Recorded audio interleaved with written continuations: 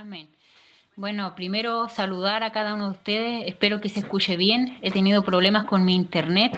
No los veo a todos, así que espero que todos estén recibiendo. Así como decía nuestro pastor, quizá la enseñanza podemos creer que es básica, pero a la verdad hay algo que entendí en este proceso. Y una de las cosas es que a veces nosotros creemos tener lo básico, pero empezamos a construir, como decía nuestro pastor, al revés. Amén. Y hay una palabra que destacó el Señor a mi vida y que quiero poder citarla, que queda en Apocalipsis capítulo 2, versículo 4 y 5.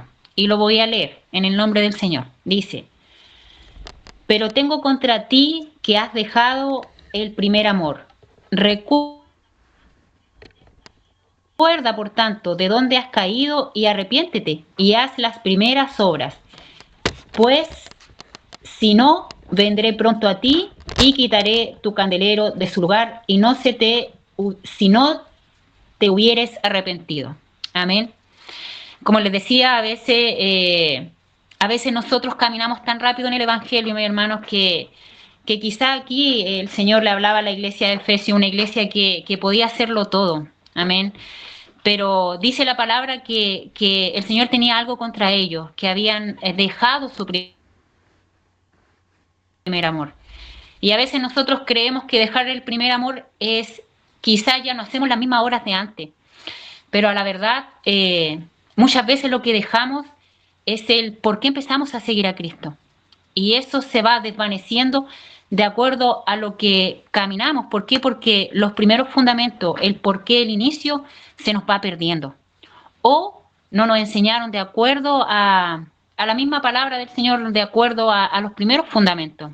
Entonces, como le decía, a veces vamos detrás para adelante. Así que por eso, hermanos, yo de verdad le insto que puedan recibir esta enseñanza para volver al primer amor, para volver a enamorarse del Señor y el por qué caminamos para con el Señor. Amén. Bueno, voy a dar lugar a empezar. Voy a empezar con el primer versículo que dice en Génesis capítulo 2, versículo 17. Vamos a hablar acerca del pecado, pero más que el pecado, yo quiero hablar acerca de la condición del hombre, ¿ya? Porque más que el pecado es la condición natural del hombre. Amén. Como dice en Génesis 2, 17, dice, mas del árbol de la ciencia del bien y el mal no comeréis, porque el día que de él comiereis, ciertamente morirá. Nosotros sabemos que aquí la palabra, el Señor le dice a Adán y Eva que no coman del árbol de la ciencia, ¿cierto? Y les dice que si ellos comiesen de ese árbol, morirán. Y quizás muchas veces nosotros decimos, pero ¿cómo si no murieron?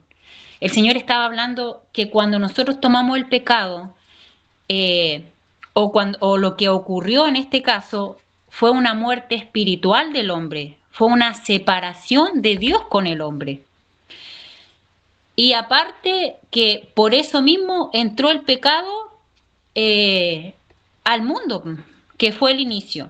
Más que Adán y Eva, y eso yo quiero hacer hincapié, más que Adán y Eva, nosotros tenemos que entender que muchas veces nosotros nos fijamos que quizás pudo haber sido Adán y Eva o por ellos mismos entró el pecado, pero la verdad aquí en este estudio nosotros vamos a entender de que el pecado siempre estuvo en nosotros, no fue por ellos solamente, porque hubieran sido cualquier otra persona y a la verdad hubiera pasado lo mismo.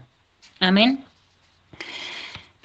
Como les decía yo, el pecado lo que hizo fue la separación del hombre al rostro de Dios. Nosotros sabemos que cuando estaba Adán y Eva tenían acceso a Dios y el pecado lo que hizo fue separar todo eso del lado de Dios. Amén. Vamos a pasar con la siguiente. Aquí hay otro versículo que dice en Génesis 3, capítulo 3, versículo 8 y 9. Y dice, y oyeron la voz de Jehová, Dios, que se paseaba en el huerto que se paseaba en el huerto al aire del día. Y el hombre y su mujer se escondieron de la presencia de Jehová entre los árboles del huerto. Mas Jehová Dios llamó al hombre y le dijo, ¿dónde estás?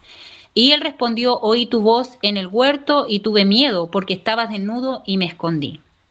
Aquí nosotros podemos entender también que mediante el pecado, cuando el pecado entró, cuando ellos se dieron cuenta, eso produce una vergüenza. La vergüenza que se produjo no fue una vergüenza de pudor porque ellos estaban desnudos, sino que entendieron que habían pecado. El pecado hizo que la inocencia o comer el fruto, en este caso, se perdiera la inocencia del ser humano. Y mediante eso entró el pecado.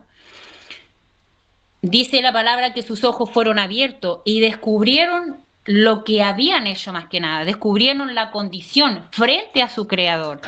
Dice la palabra que ellos oyeron la voz de Jehová y se escondieron de Dios, se escondieron de la presencia de Dios. El pecado, eso es lo que hace en nuestra vida. Cuando nosotros pecamos, hace que nosotros nos escondamos de Dios. Hace que nosotros, como les decía en el primer principio, el pecado hizo la separación de Dios, del rostro de Dios. Entonces, el pecado, hay un micrófono abierto, si es que pudieran.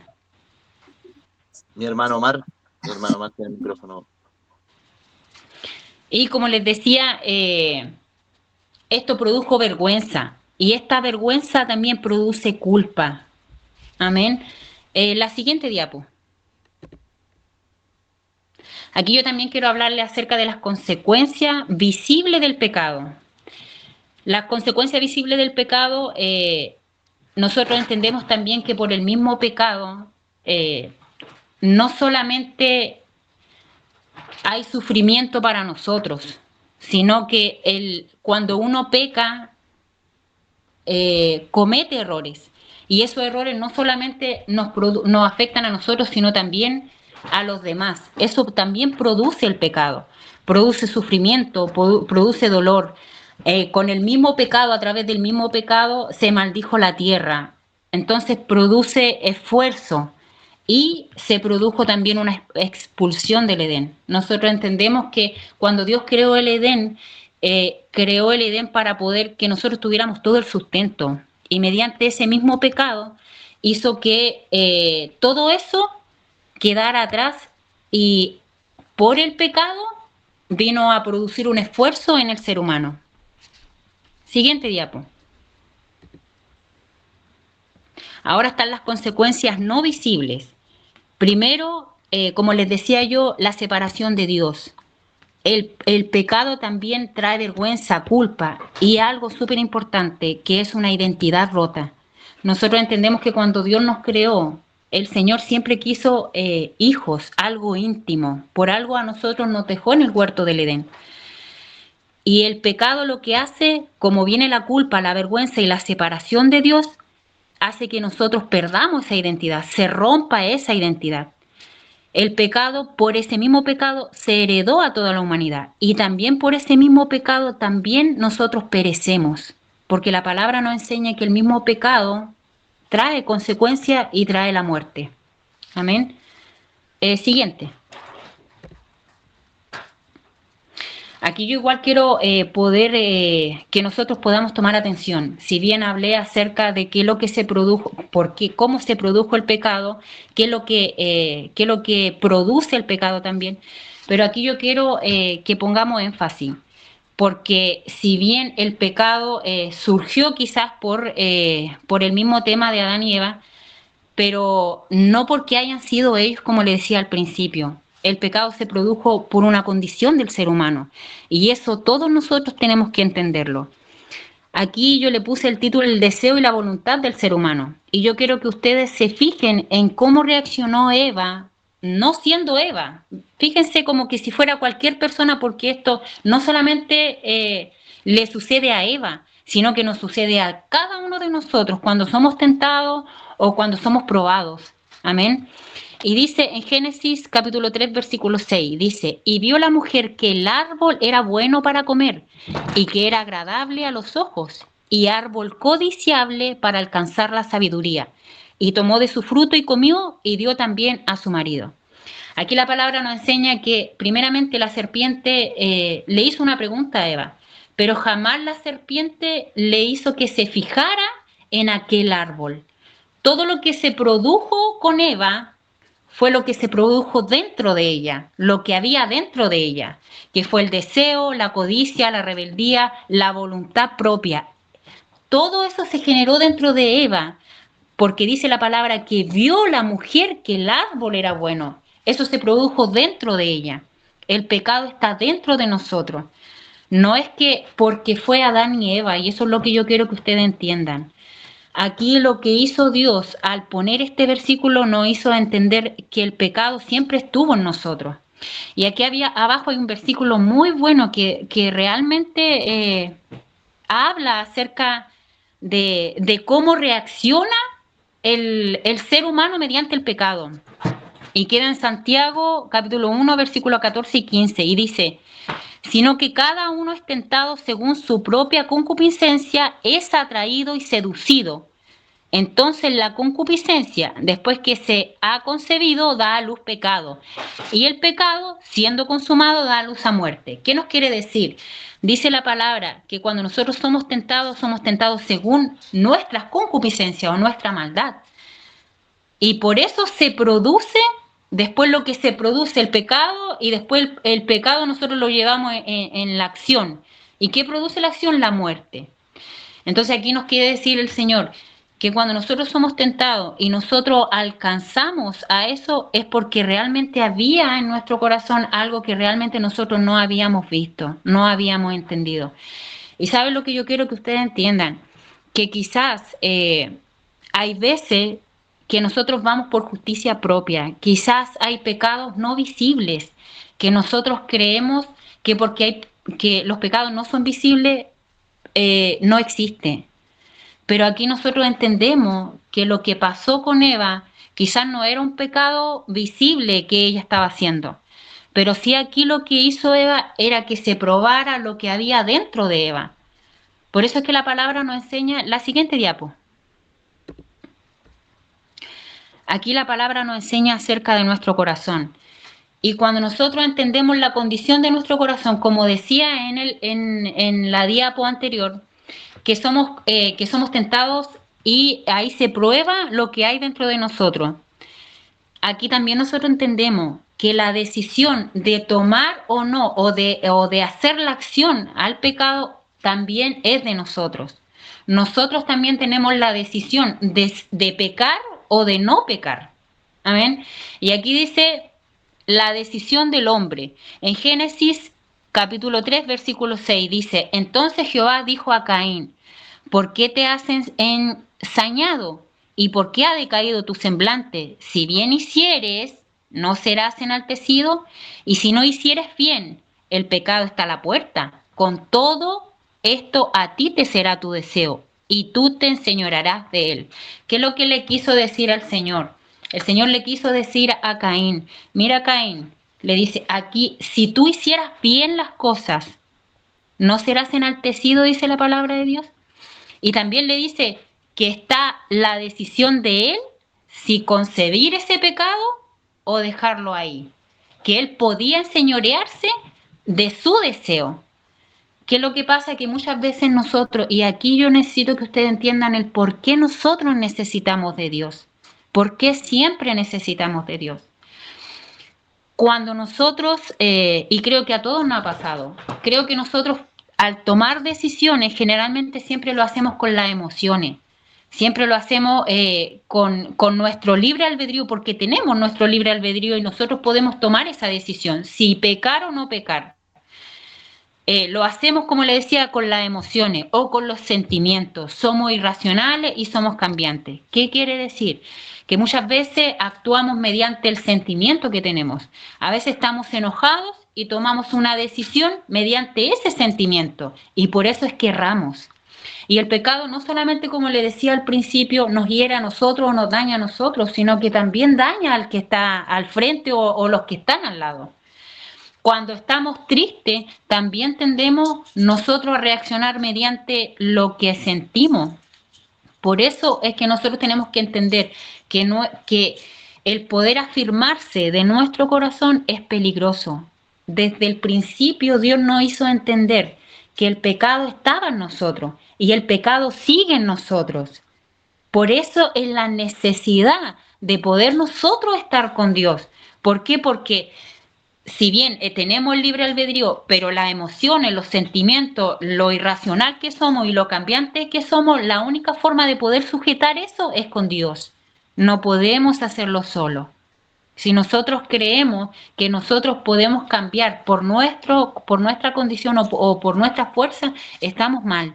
Y aquí en Mateo 15, 19, el Señor Jesús habló acerca de la condición de nuestro pecado, que dice, porque del corazón salen los malos pensamientos, los homicidios, los adulterios, las fornicaciones, los hurtos, los falsos testimonios y la blasfema.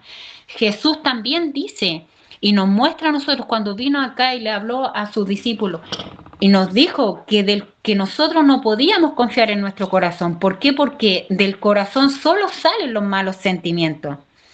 Y a veces, como le decía yo, quizás no hacemos pecados visibles, pero hay pecados dentro de nosotros que puede ser el orgullo, la envidia, que puede ser muchas cosas que sí o sí tenemos que presentarnos delante de Dios de una forma especial. Amén.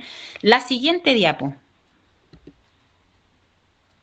Aquí es como les decía yo, para que nosotros podamos, para que Dios pueda ayudarnos, y esto es lo que necesitan cada uno de nosotros, necesitamos cada uno de nosotros, para que Dios pueda ayudarnos, aquí hay un versículo que a mí la verdad me encanta, y dice en Marcos 2:17, dice, al oír esto Jesús les dijo, los sanos no tienen necesidad de médicos, sino los enfermos. No he venido a llamar a justos, sino a pecadores. Cuando tú reconoces tu condición, cuando tú reconoces que necesitas a Dios, ¿por qué? Porque entendiste la condición de tu corazón, es que Dios puede ayudarte, porque si no, Dios no puede ayudarte. Necesitamos, como hijos de Dios, que podamos ser abiertos con Dios.